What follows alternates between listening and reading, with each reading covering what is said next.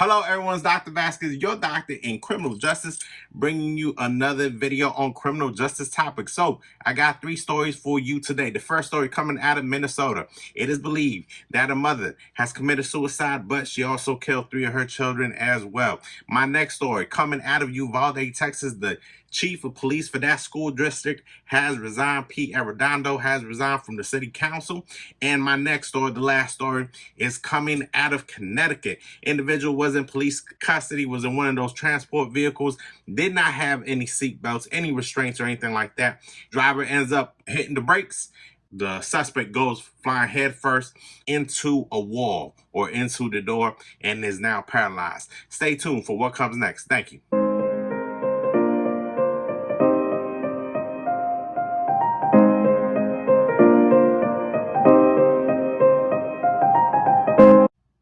All right, everyone, welcome back. Again, this is Dr. Vasquez going off the first story coming out of Minnesota. Like I told you, it was a triple homicide. This is the way the events have gone. At least this is what's being reported. So Friday, yesterday, July 1st, it is said that the father had committed suicide in someone called Maplewood, Minnesota. The police officer end up getting a call there. They go to do investigations. They're like, hey, where's the mom? Where's the wife? Where the children at? They end up doing an investigation through cell phone pinging and so on. So it leads them to a lake. At this lake, they find the woman's vehicle. And then shortly after, about this is at 4 o'clock, about 7 o'clock, they end up finding a body coming out of that lake. And then at midnight, they find another body of another child. And then today, which was Saturday, they end up finding the last body of the child. And they also end up finding the body of the mother. At this time, so they believe that the father committed suicide, that the mother committed suicide, but she took her children with her as well. So some things to consider. So this word suicide, from what I'm seeing on the reports, has been thrown around a lot. One question I always ask my students is, yes, criminal justice is a police function, but we also have to police ourselves. So when it comes to the suicide thing, could there have been indicators? What responsibility do we have to our neighbors, to our loved ones, to our family members when we see someone is in distress, right? Should we automatically report that to CPS, Child Family Services? Should we call the police department? And so I know we live in this world where we say, mind your business. But if you mind your business and you don't, raise the flag, sound the alarm, what have you, tragic incidents like this will happen. And unfortunately, instead of the police being proactive, they were reactive just because they were notified after the fact. So let me know what you think. Let me know how involved you think we should be in other people's situations, especially with something so sensitive as suicide, right? Something very important for the community to be on the lookout.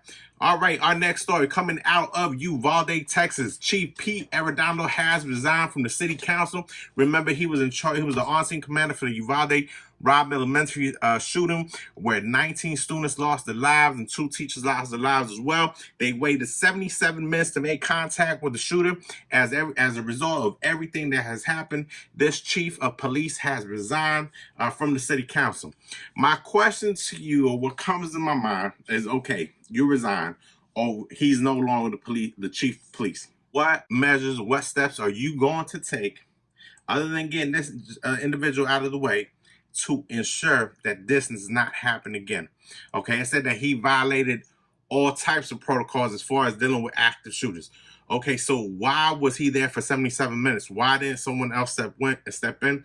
Why didn't someone pull rank? Why didn't someone push this person aside? Like, hey, man, you don't know what the hell you're doing. Get the hell out the way. I understand you're the chief, but right here, right now, you are making the wrong call. So I would like to know what steps, what procedures are going to be in place so something like this never happens, right? It was one thing to have the active shooter.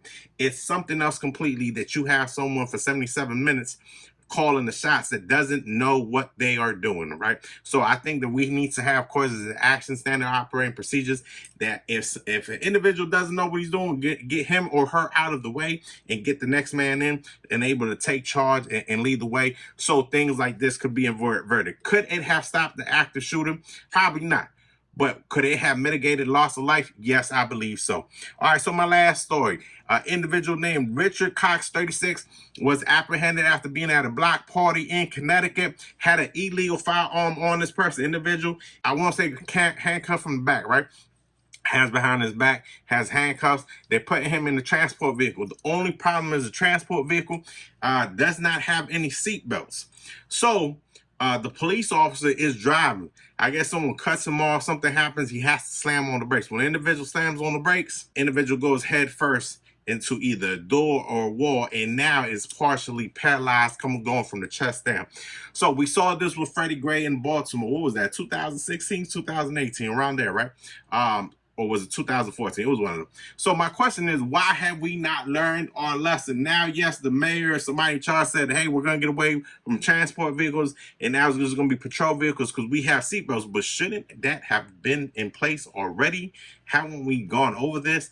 Did we not see the riots in Baltimore? Was that not what it was about?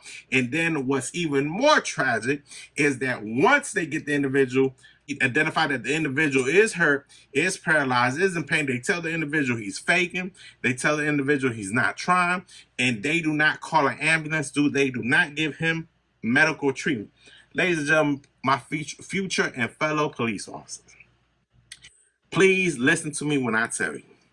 If anybody tells you they need medical assistance, give it to them. Yes, is it going to make your day longer? I get it. Are you going to have to do some more paperwork? I get it. But I would rather you give them that medical treatment, number one, because it's the right thing to do. But two, because that's right, that individual is in your care and custody. That comes that is a part of policing, right? You are now, that individual is in your custody. Listen to the word custody. Anything that happens to that individual is under your watch. So do it because it's the right thing to do, and then also because it's also part of your job. All right, ladies and gentlemen, again, let me know what you think about that triple homicide. Let me know what you think about Chief Arredondo resigning, and also with this individual being paralyzed, how we're going to get around it. Did we not learn our lesson? Thank you so much. Make sure you stay tuned for the next video that'll come out. Have a good day, everyone.